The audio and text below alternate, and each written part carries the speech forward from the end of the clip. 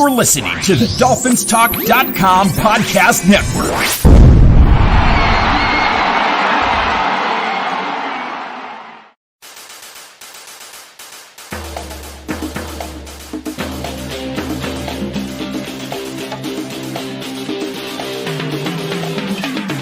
You're listening to DolphinsTalk.com daily, the most listened to daily Miami Dolphins podcast on the internet. Come on, Dolphins fans. Time to fins up.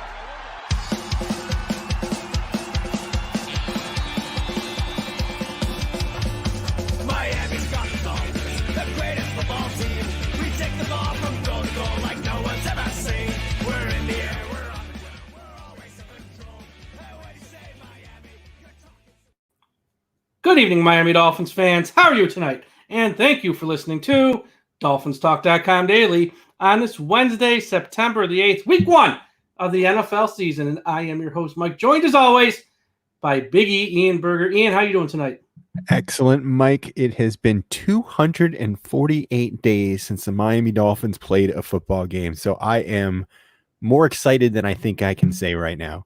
Yeah, I know. And Sunday will be here before we know it. And we're going to talk about all the news and we will preview the game. But first, as always, at the top of the show, big shout out to everyone who is listening and watching at finheaven.com. Everyone go to finheaven.com, the largest Miami Dolphins message board on the internet. And also everyone watching and listening on the I Am a Miami Dolphins Fan Facebook group. Everyone on Facebook, if you're watching this on Facebook, share that video, share it around, spread the word. We want as much interaction as possible. And if you're watching on the Dolphins Talk YouTube channel, as always, Ian, subscribe to the channel and smash that like button. Now, Josh Katzker, he put out a video today and he goes, I'm going to give everyone a few seconds to subscribe and smash. So let's take a 5-minute pause. Everyone subscribe to the YouTube channel and smash. No, we'll take a 2-second.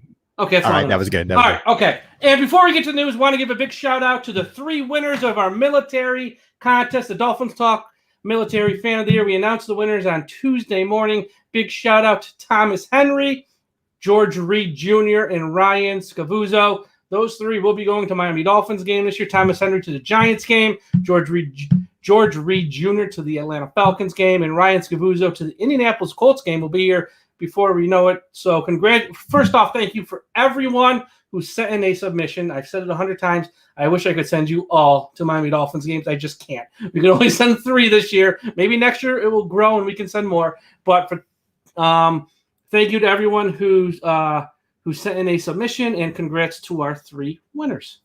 Man, what a great program. Just reading through some of those, it really got me a little emotional reading through some of the submissions, just because these guys are putting their lives on the line for our country, and really it's such a great honor to be able to do that. So for us giving the tickets back to them, it was just seems so minuscule for what they've done for us. All of their stories tied back to the Miami Dolphins too. They are everyone who submitted, obviously, because it's about this team. That's what we talk about. That's the show we do. How I was in the military for all these years, but I remembered when I was in so-and-so with the radio on and I listened to when they beat the Bears in 85, or I was here and, in such and such place and I listened to them beat, this so-and-so. Every story that everyone had a great story of just being a fan as well as being in the military. So congrats. And I'm 100% sure we will do this again next year. So let's start off with the news from Wednesday, which the Miami Dolphins announced their team captains. And because of the Miami Dolphins, there's always drama around this stuff. Absolutely. I don't even know how this happens when you announce team captains. Mike, are you going to make me a team captain for this show? Yes, I don't know, because the other guys might get mad. You are a team captain for our website in general. Okay. All right. Big E, team captain at DolphinsTalk.com. But what if I say I don't want it? Somebody else will have to do it, right? I don't know if that's a true. Okay, all right. If that's a true quote, though, I know it wasn't a true quote. It wasn't. Okay, so here's the whole story for those who might have missed it. The 5 team captains in 2021 will be Jesse Davis, offensive lineman; Matt Collins, wide receiver; Elandon Roberts, linebacker; Jason McCourty, secondary player; and also Clayton Fedulum, a safety. Those are the 5 team captains. And of course, when the news broke, all hell broke loose. How is Tua Tagovailoa, the quarterback of the team, not a team captain? And Ian, I'll get your thoughts. Let me just say this. Yep. I know a lot of fans of the Miami Dolphins said, who cares? I don't care. It's not that big a deal. And you're right. It's really not that big a deal. Who cares? But as fans of the Dolphins, we have to be open-minded enough to understand this is odd. The quarterback should probably be one of your captains. It's not normal. It's unique. It's odd. So you can't get worked up and upset when the rest of the football talking world goes, that's weird that Tua is not a team captain. Because it's a fair thing to ask. It's a fair thing to at least talk about. So as fans of Dolphins, we might not care, but it is unique that Tua, the quarterback's not a team captain. Zach Wilson for the Jets, who's only been there since May. Trevor Lawrence for the Jaguars, who's only been there since May. They're team captains. They've been on a team for 4 months. Tua, not captain, not a huge deal, but it is a little weird, I will admit it. I think, and you hit the nail on the head a little bit, Mike. The news, anytime we see news about the Dolphins over the last couple of months, it gets blown up for one reason or another. And guess who blows it up? The national media, right? It was funny because I saw the message come across who the captains were. And then all of a sudden I get a Bleacher Report that says, Tua not selected as captain. So that was the story. It wasn't the story about the other guys. But what's interesting, and I haven't seen, New England didn't vote Mac Jones, their starting quarterback, as a captain as well. And I haven't seen any stories that says he's a rookie, so you can kind of understand that. But the other story, remember too, Mike, last year, all 32 teams had their quarterbacks as the team captain. So that was part of the story. But this year, it just so happens that the Dolphins and the Patriots don't have their quarterbacks as a team captains. But, Mac Jones came out today. I listened to his press conference, and he said he's a team leader, we've seen him. We've seen him with the other players. We've seen him on the sidelines. We've seen him giving high fives to all the offensive linemen. He's a team leader. He doesn't need a C patch to show that he's a team leader. He needs to show it on the field, and he needs to show it in that locker room with those guys. And I think that he's done that so far. I think he's going to continue to do that. And I don't think he needs a C patch to prove what he's worth. I agree. And I agree with you 100%. But I think we also have to be at least open-minded enough to understand why this is kind of a topic. Because it's out of the ordinary. It just is. And I think we have to accept that. And it's fine. Just because it's out of the ordinary doesn't make it wrong. It is, at least with other things with the national media and the Dolphins, you can be like, they seem to be piling on. It seems to be a bit much. It's a lot to do about nothing. This I understand why it's a topic, at least. I understand why this is at least talked about because of all the... I do too. Because of all the Watson talk and who really wants him gone, I understand this is fair. Like, if the national media wants to talk about this, it's fair. We can pile on Colin Cowherd, Max Kellerman, everyone under the sun, Mike Florio, Steven, 99% of the time, and it's justified. This time, it's kind of not. So, just is what it is. Team captains, at the end of the day, just win games and nobody's going to talk about this. I really don't care. It really is win games and nobody cares. Now, if they lose games, then this becomes like, this is why you didn't vote him team captain. Okay, then we're back to square one. Moving on. Okay. In other news, was it Sunday or Monday? I can't remember with the holiday. Austin Jackson and Adam Shaheen were placed on the COVID list. Yep. Now, what you're on the COVID list. Are you surprised? With one of them, yeah. Okay. Yeah, with Austin, right? You're a little surprised with Austin. Yeah. Shaheen, I don't know if you're so surprised with that. No, not really surprised with Shaheen. So here's the deal. They're on the COVID list. Now, that doesn't mean they actually have COVID. It means they might have been in close contact with somebody who did. Right. Now, with Adam Shaheen, I'm not breaking any HIPAA laws here. He has been very vocal that he's not vaccinated. Yep. So it's easy to say. And by rule, he has to sit out 10 days. He will not play Sunday. Yep. For the Miami Dolphins against the Patriots. It is what it is. Now, there's no word if Austin Jackson is vaccinated. If he's not, honestly, probably none of our business. He is, like many players, hasn't come out and say what he did in those regards, which is fair. He's entitled to that. But if he is vaccinated, for him to play Sunday, he must pass pass a COVID test twice in a span of 24 hours. So we're probably not going to know if he will play until Saturday or not. So that's the deal. Now, Brian Flores met with the media on Wednesday, on today, and he said, as of now, they are prepared to play without Austin Jackson. Now, that doesn't mean he's out, but as of today, that's the approach they're taking.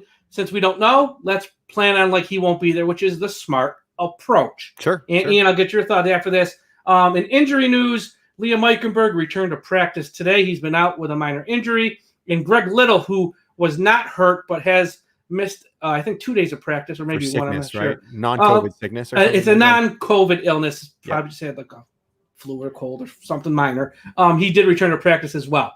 So that leaves the question, Ian. No Austin Jackson Sunday. Do you slide Jesse Davis at left tackle, play Liam Eichenberg at right tackle, or do you leave Jesse Davis at right tackle or Liam Eichenberg, I guess, there, and slide in Greg Little at left tackle? What does Coach Ian do? So I'll tell you, I watching Greg Little, and he wasn't with us for very long in the preseason, right? And during training camp, he actually was respectable on the line when he was playing against some of the defenders, and it would not surprise me if he ends up getting that nod over Eichenberg, just because Eichenberg is coming back from an injury, and even though it's slight injury and he's going to be able to play just fine, it's just I think he when I watched him during a training camp, the guy was solid. I think it was the second day at training camp, so I was really impressed by that. But I just wanted to talk quickly about Adam Shaheen, and you know how I always try and turn things to the positive, right? And first of all, I hope he's okay, right? And I know COVID has some negative impact on people. We all know somebody that has probably gotten sick to where they've had to go to the hospital, and even worse than that, right?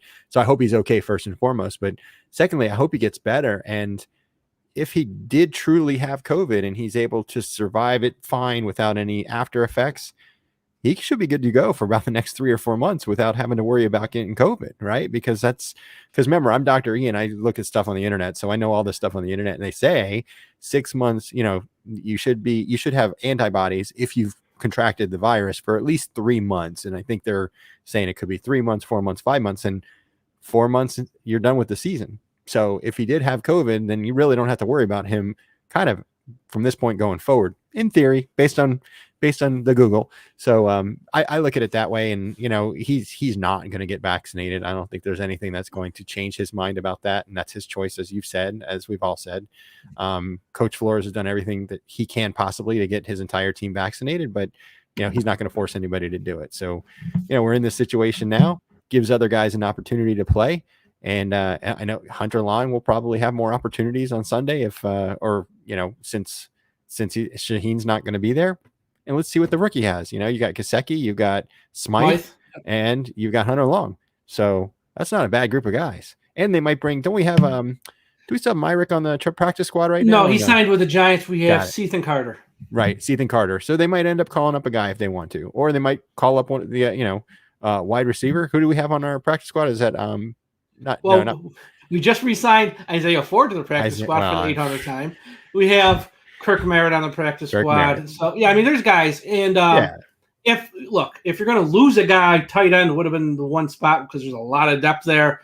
This is more about Austin Jackson and me.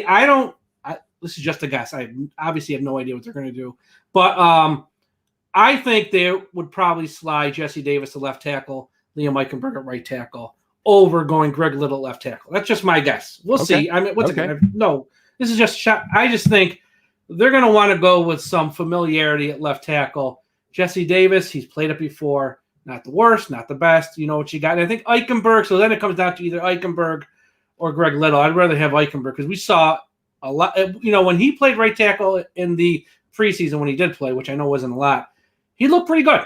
Granted, it was against guys who are second and third string. I get it. Once again, everyone looked good against second and guys on the second string and third string that looked bad. And he looked good. Yep. So that's what I think they'll do. But hopefully Austin Jackson is just fine and he can play. That's obviously the best case scenario here. But we'll see, I guess. Yeah, we'll see. But I'm excited. I'm ready for it, man. I think we've got a really good chance. But I know we'll talk about that a little later. Yeah, and also the Miami Dolphins, like I said, did make some moves to the practice squad. Some of the names are guys probably most people haven't heard of, but the one, like I said, Isaiah Ford. The other name that piqued some interest was offensive tackle Bobby Hart. Now, Hart's played with the Giants, the Cincinnati Bengals, and had a cup of coffee with the Bills. And I know some fans of the Dolphins, when they saw his name, was like palm to the forehead. Oh, no. Bobby Hart has, he did a little bit of a reputation not being the best offensive tackle. But, folks, he's on the practice squad. He's not even on the active roster. And if we have to resort to playing Bobby Hart, we got bigger issues than we know. I wouldn't panic over Bobby Hart on the practice squad. Once again, this time of year, once you get into August, finding capable offensive linemen for even the practice squad is almost impossible. True, it's just so tough. They've all been nobody's going to taken part out, with yep. one. Nobody's going to release one. No one's going to Yep. cut one. So there's that. But so they did add a couple more names to the practice squad. Now, Ian, one thing we didn't talk about, and I should have talked about at the top. How are you feeling? I heard you had a little bit of an incident over the weekend. Man, I will tell you, and it's what's interesting is I posted it on Twitter that I had a kidney stone, and it was the worst feeling I've ever experienced. And I've got a high tolerance for pain, but it started off with a stomach ache, and I thought it was a stomach ache. You take Pepto-Bismol when you're sick. And then I was driving home from Orlando. My girls and I were up in Orlando for Halloween Horror Nights, and got home and my back started hurting, and it like my back, lower left of back where my kidney is, right? So it was a stomach ache and lower back ache, and I could not get in a good position. I was laying on the tile floor downstairs, rolling around, trying to get in a good spot so that I would feel okay and I could possibly go to sleep, and it never worked. So at 2:30 in the morning, I checked myself into the hospital, the ER close by, and fortunately, it was very slow, and that was the morning of Labor Day. And they're like, "Yeah, sounds like you might have a kidney stone." Did all the tests, told me what I had, and I was like, "Gee, fortunately they gave me some pain meds. Not a strong stuff. I'm not big on pain meds, but it helped. Passed the stone that night or the following night, and now I'm on the mends. But man, I do not wish that on my worst enemy, man, because that is the worst pain I've ever experienced in my life. My father said the same thing. He got one probably now about 9 years ago, 8-9 years ago or so, and he said the same exact thing as you. It is so uncomfortable and it's so painful, and until it's gone, like you just are not a happy person. Yep.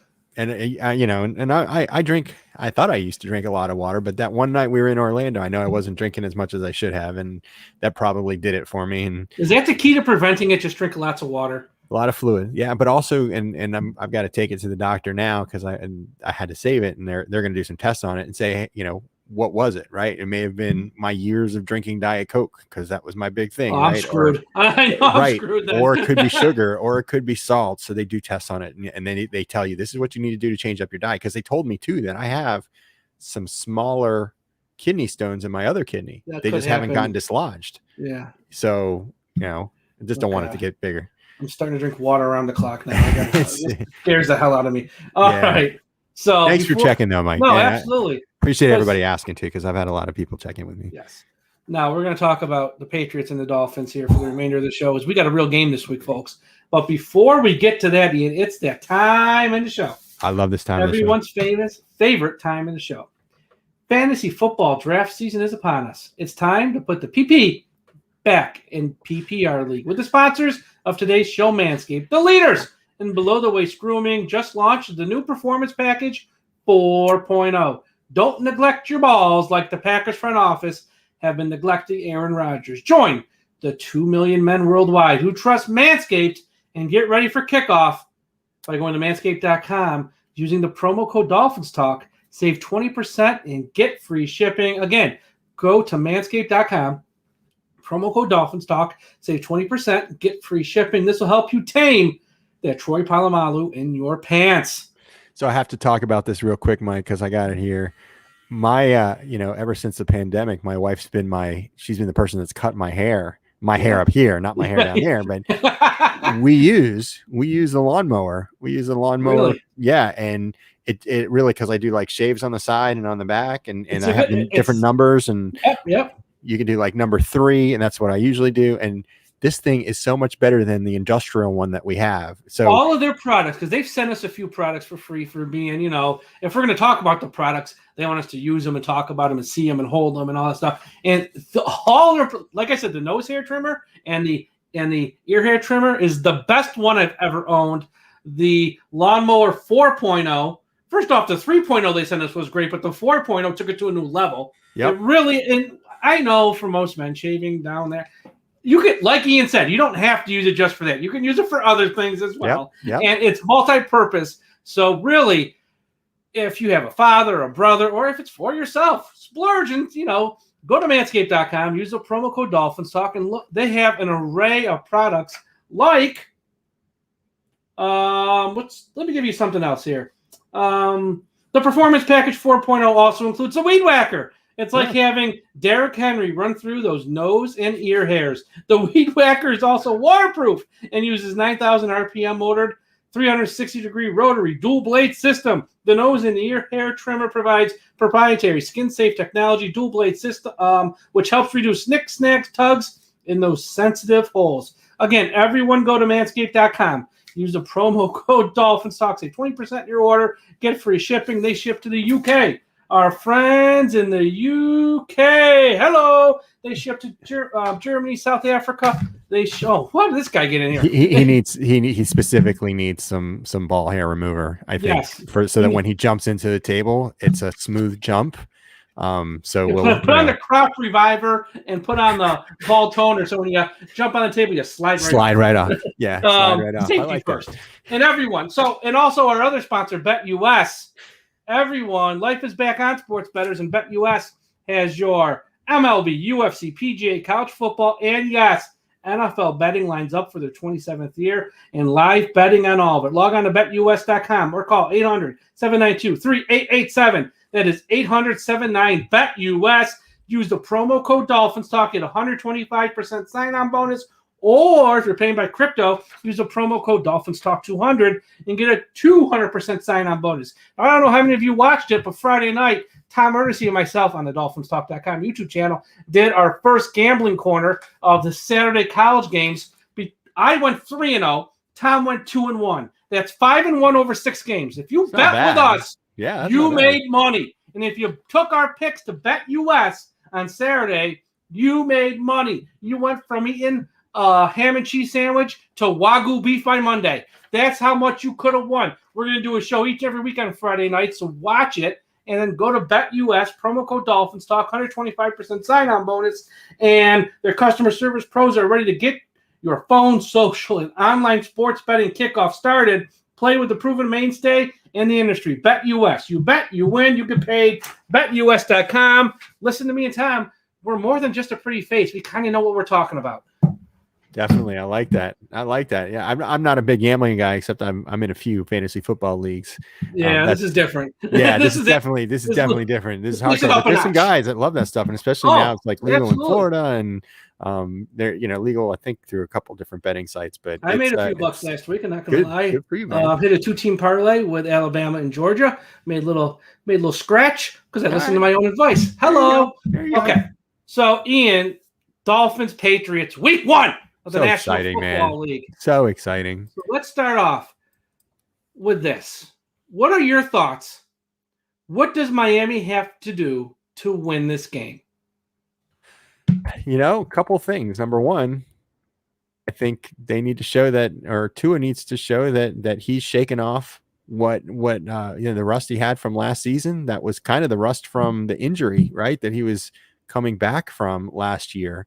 And I think we saw glimpses of that during the this preseason, and throughout training camp, that what a lot of the wide receivers for the Dolphins are saying right now, he's more confident. His communication is better. He's making better throws. Although his tight window throws were one of the best in the NFL last year, he's still making better throws, even better than he was last season. So I think that's first and foremost. But secondly, our defense played dominant last year. We were a top defense, and unfortunately the Bills, that last game 248 days ago kind of stings, and I think it's very fresh in everybody's memory, but we still have a great defense. And I think when you're going up against a rookie quarterback, you pressure him, you're going to make him make mistakes. And I know everybody's like, well, all you have to do is run the ball and it's going to be very different. Well, he's a stationary quarterback. You're not going to have to worry about him doing a Josh Allen running around or a Cam Newton running around.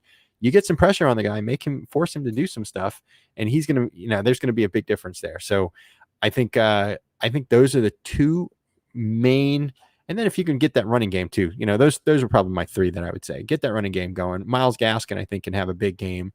And we'll see, but I'm feeling really good about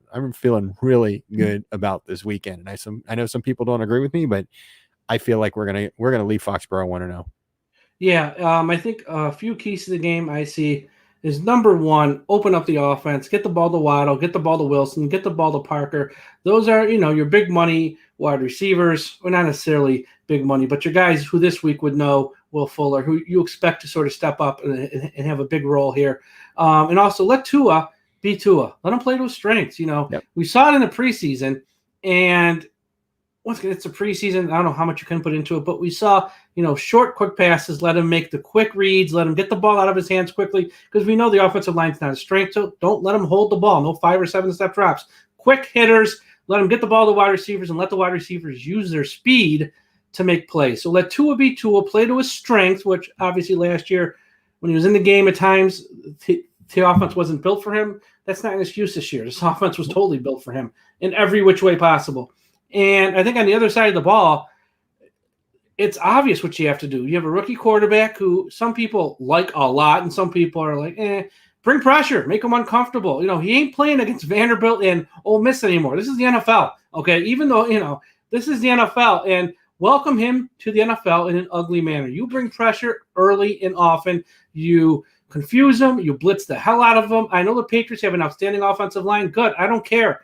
You drafted Jalen Phillips in round 1. I know it's his first game ever. Be creative and let him use his speed and athleticism to get after the quarterback.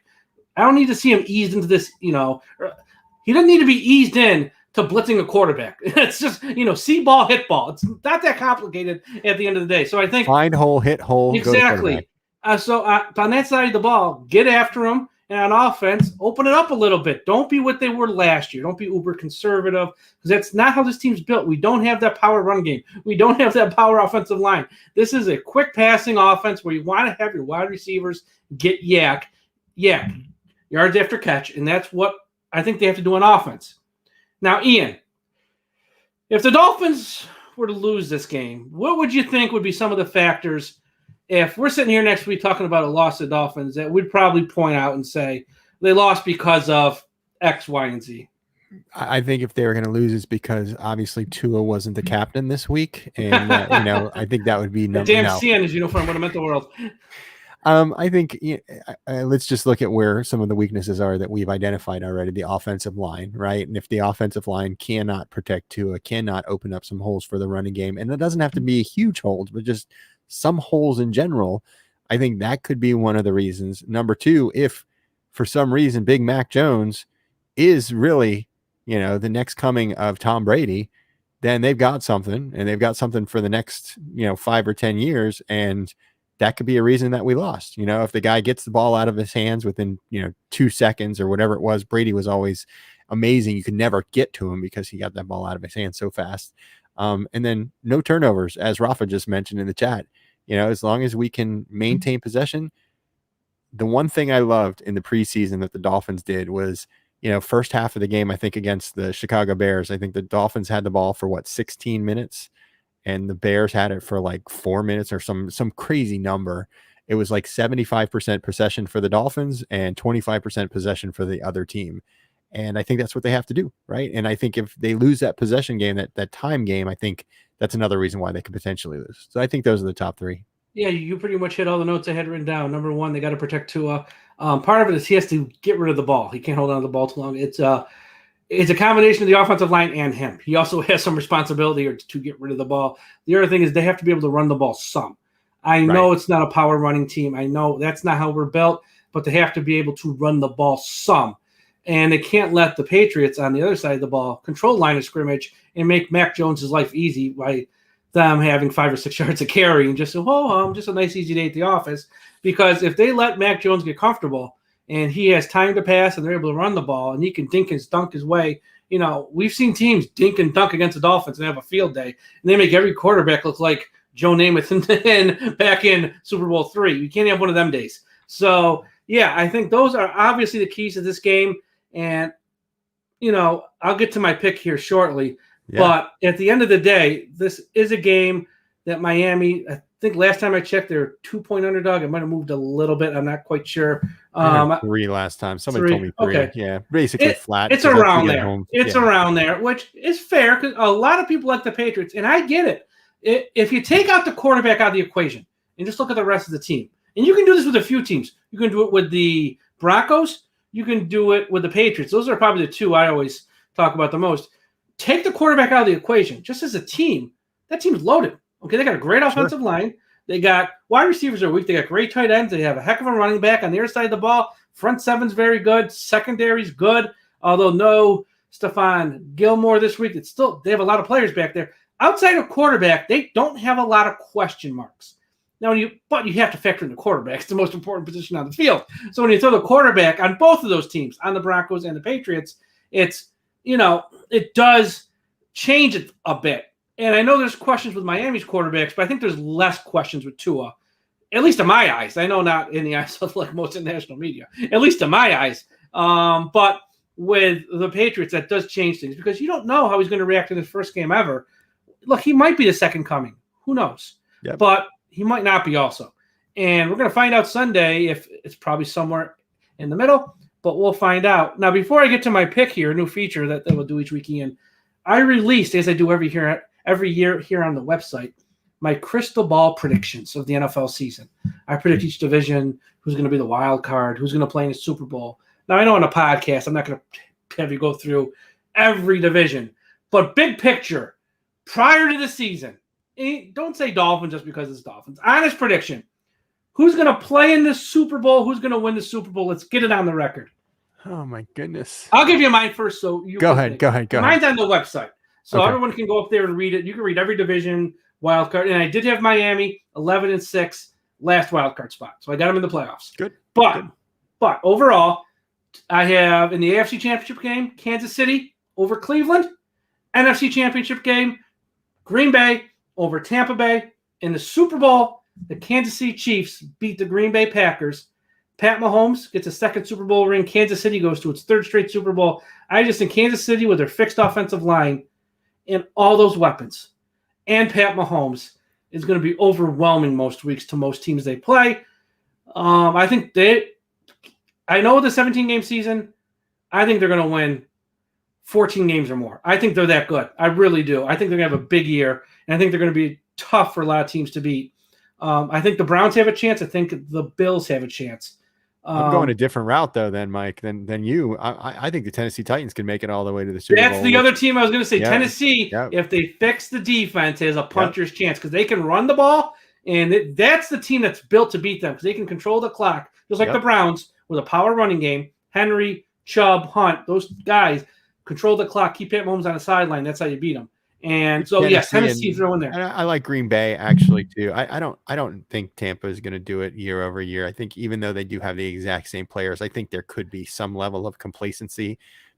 Although Brady, I was about to say, very few teams go back to back with the Super Bowl, but Brady has, he's proven that wrong. But this is a totally different team. So I'm going to say Green Bay versus Tennessee Titans, and I'll just give it to Tannehill for all the Tannehill lovers and Tannehill haters. I'll give Tennessee the win in the Super Bowl, even though Dolphins have a chance. They're 0-0. They are at 0-0, man, and that would nothing would make me happier right now ever. I streak naked across the street. Look, how it works is the NFL is like no other sport, and a team literally can come out of nowhere and win it all. We've seen it before. In the NBA, you go into every NBA season, there's 3 or 4 teams, and that's it. You got the Lakers, you got the Nets now, and you got like Milwaukee, and let's be honest, that's about it. The Suns, maybe, that's about it. It's one of those 4. You can play 1,000 games. It's going to come down to those 4 teams. One of those 4 teams is going to win it all. You ain't getting no team, and like an 8 seed that's going to come out of nowhere and win. It ain't happening. Unlike the Giants, right? Giants did a couple years ago with. That's what I'm saying. Right? Yep. That's it. Yep. The NFL, you get teams that come out of nowhere. You can be a wild card team win a Super Bowl. You can be a 6 seed win a Super Bowl. Major League Baseball, you got your big money teams. You got your Yankees. Your LA Dodgers, you got your big money teams that are always in the mix. Yeah, Tampa Bay every now and then will sneak in. It's rare. Well, I guess they're the exception to that rule, but everything else in baseball is the big money, and you can just follow the money, and you know who's going to be there. And in the NFL, it's just not. Teams come out of nowhere all the time. So is it the craziest thing to think that if Tua gets hot and the offensive line gels, this team could make a run? No, it's not crazy. Look at it. It happens all the time in the NFL. Crazy things happen all the time. But, I mean, I'm not I wouldn't put money on it that way, but if you did, you'd make a lot. Should I use my lawnmower 4.0 live if we did make it to the Super Bowl? I don't How know. about this, That would Ian? maybe... If we win the Super Bowl, not make, we got to win. Okay. We both shave our heads live on the air. Love it. We'll do. Let's go. Because I wouldn't care about anything else in life at that Drop point it. if that happens. Let's do it. I would not care about anything else in life. I wear a hat on all these shows. Exactly. Anyway. I'd start. So I wouldn't care. Okay. If we're going to end the show, you have to tell your wife after the show. FYI. She's going to be angry at me, by the way. If the Dolphins win the Super Bowl, I'm shaving my head. You know, just so you know. So come late February, I might be bald. She'll be rooting against them each week. So here's the deal. We're going to close the show each week with a new segment. And I admit this is not the most original idea. I am stealing this 100% from ESPN and Lee Corso. So at the end of each week, like Lee Corso does on College Game Day, where he puts on the headgear and he picks, the big game of the week. Well, for us, the big game of the week every week is the Miami Dolphins game. Yes, so every sir. week we're picking the Dolphins game, and I will put on the headgear or I won't. So once again, shout out to Lee Corso. This is totally his idea that I am ripping off, fully acknowledging all of that.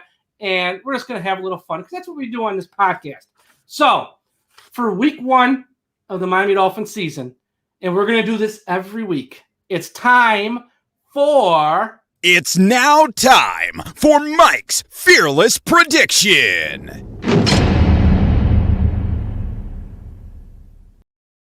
All right. So week 1, Miami at New England, 4:25 Eastern Time, CBS. You got the Dolphins against the Patriots, Flores against Belichick, the battle of Alabama quarterbacks, Tua versus Mac Jones. And all we've heard about in the national media for the past week or so is how the Patriots and Mac Jones are the team to beat this year. The Patriots They're this, the Patriots that. Mac Jones is the second coming of everyone from Roger Staubach to Tom Brady. And, when you hear this many people talk this glowingly about one player, I don't care what player is, it comes off as being dumb and confident. And dumb and confident is a combination I love because it's often wrong. Okay? It's my favorite combination. So when everyone is so high on a player like this, I think they're wrong. And I think we're going to make Mac Jones look like an airport tuna sandwich. It ain't going to look pretty at the end of the day. I think Andrew Van Ginkel is going to be all over Mac Jones. He's going to be laying on top of him after sack so much that Andrew Van Ginkel's wife's going to be jealous. I think we're going to be all over this guy like white on rice. We're going to blitz him from the left, blitz him from the right, blitz him up the middle, and make his life hell. And on the other side of the ball, folks, welcome to the new look Miami Dolphins offense. What we saw in the preseason is the tip of the iceberg. I think the Dolphins will utilize their speed, utilize the quick passing game, and yes, a time or two, go for big plays, unlike they did in 2020. Last year, Tua was thrown to the Wolves. This year, he returns leading the pack of Wolves. And I think Tua is here to chew bubblegum and kick ass, baby, and he's all out of bubblegum. So this weekend, Tua is going to have a coming out party. He throws for at least 250 yards, 2 touchdowns, and leads Miami to a 20-10 victory. So this week, the hat goes on. Miami wins 20-10. Yeah, Take it buddy. to the bank, baby. The Dolphins win 20-10 this Sunday against the stinky New England Patriots. And each week, I'll put the hat on if I think they're going to win. But some weeks I might not think they're going to win, and the hat might not go on. We might have to put on the opponent's hat or figure something out. But in I like it, Mike. It's staying on. Putting the headgear on I like each it. and every week. So what do you think of my prediction, Ian? 2010 coming out party for Tua. I love it. I'm actually going to be even more aggressive. I'm going to say 27-10. I think the Dolphins are that good. I do think the Dolphins are that good, and we will see on Sunday. And I think there's going to be a lot of quiet people that have been doubting this team and have been doubting Tua, and have been doubting these running backs because a lot of people wanted us to draft running backs in the draft. And I think a lot of national media are going to have to take a step back and be like, oh, maybe we should start watching the Miami Dolphins a little more closely going forward. And that's what is going to happen. Week 1, we're going to be 1-0. What is that? 3 days from today? 4 days from today? Let's go. Yeah. Fins up. And I've noticed since I put on the hat, our numbers are going through the roof. So this must mean ratings. Nice. This must look at. I think the hat looks kind of cool. The headgear, I should say, not really a hat, it's headgear. So yeah, that's the prediction for this week. A little bit of a shorter show this week because there was no preseason game last week, and we can only talk about the upcoming game. But next week we will be back in the full swing of recapping the week 1 game, previewing the week 2 game, and everything in between. I'm going to take this off now because it's getting hot. So let's get to the plugs and wrap up the show. Everyone go to the website, DolphinsTalk.com. Bunch of new articles, bunch of new videos, a bunch of new podcasts up on the site. Check everything out. Make sure you're following Ian Berger on Twitter at Ian693_. And also Ian's YouTube channel. Search Big E Miami Dolphins. Also search our YouTube channel. Go to YouTube and search Dolphins Talk. Subscribe and smash that like button. Also, we have a few new shows on YouTube only. I spoke about my show with Tom Ernest every Friday night, The Gambling Corner. We have Josh Katzker and David Bierman from ESPN. They're doing a gambling show that's more Miami Dolphins centric. That is up on our YouTube channel as well. It dropped Tuesday evening.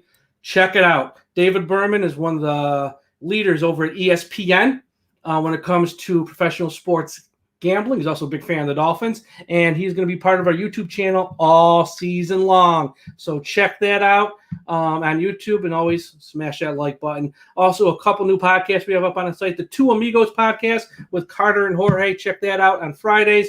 And also the Fins Fan podcast, which we've had on our website for a lot of times. Check those guys out. They're great. And this week, Ian, because we got games back every Sunday morning, we got the pregame show with Tom Ernest and Dante Calinelli, and every Sunday night, myself and Tom Ernest are back with the postgame wrap-up show.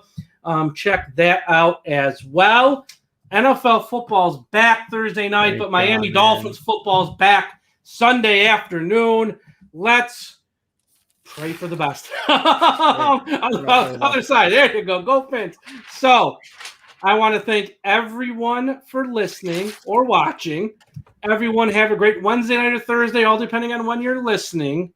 And enjoy. Look, the off season's always fun for the banter. It's always fun for they should do this, they should do that. At the end of the day, we enjoy the games. So we hope they win.